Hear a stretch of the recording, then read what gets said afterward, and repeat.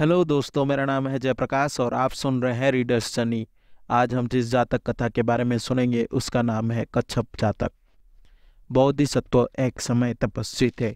वो हिमालय में अकेले रहते थे और जब वो अपनी पत्ती की झोपड़ी में दैनिक ध्यान में बैठे थे तो एक शरारती भयानक बंदर आता था और उनके कान में वीर्यपात कर देता था। लेकिन आनंदपूर्वक शांत होने के कारण बोधिसत्व परेशान नहीं हुए और उन्हें रोका नहीं। एक बार बंदर ने एक कछुए को अपना मुंह खुला करके धूप में डूबते हुए देखा और उसने अपना लिंग उसमें डाल दिया। कछुए ने जोर से काट दिया जिससे बंदर तड़पने लगा। उसे एहसास हुआ कि केवल बोधिसत्व ही उसकी पीड़ा को समाप्त कर सकता है। इसीलिए उसने कछुए को दोनों हाथों से उठाया और उससे मिलने चला गया। ऐसा लग रहा था कि जैसे बंदर ने भिक्षा का कटोरा पकड़ रखा हो। इसीलिए बोधिसत्व ने मजाक में पूछा, तुम कौन हो ब्राह्मण? तुम इतना सारा खाना इकट्ठा करने कहाँ गए थे? इसका अर्थ यह है कि बंदर लालची था।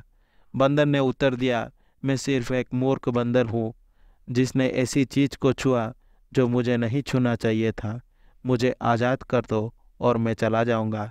बोधिसत्व ने कहा, तुम्हारा कुलों के बीच विवाह संपन्न हो गया है कछुए। अब तुम यौन संबंध बनाना बंद कर सकते हो।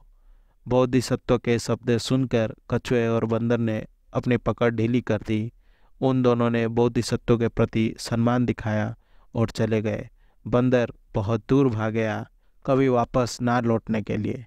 ये कहानी बुद्ध के जीवन काल में बंदर और कछुआ पहले दो उच्च श्रेणी के सैनिक के जन्म थे जो एक दूसरे से नफरत करते थे और जब भी मिलते थे तो अशिष्टता से बात करते थे।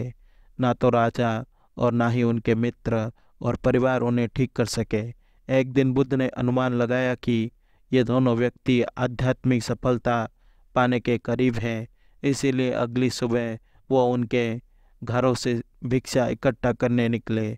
उनके साथ बैठकर बुद्ध ने प्रेम, कृपा और धर्म के बारे में इतनी प्रभावशाली ढंग से उपदेश दिया कि वे दोनों शिष्य बन गए। दोनों सैनिकों ने एक दूसरे को माफ कर दिया और तब से वे सौहार्दपूर्ण थे। बाद में जब बुद्ध ने अपने कुछ शिष्यों को ये चर्चा करते हुए सुना कि उन्होंने कैसे दो सैनिकों को विनम्र बनाया था तो उन्होंने उन्हें ये कहानी सुनाई ताकि वे जान सके कि उन्होंने पिछले जन्म में भी उन्हीं दो व्यक्तियों के बीच मेल मिलाप कराया था।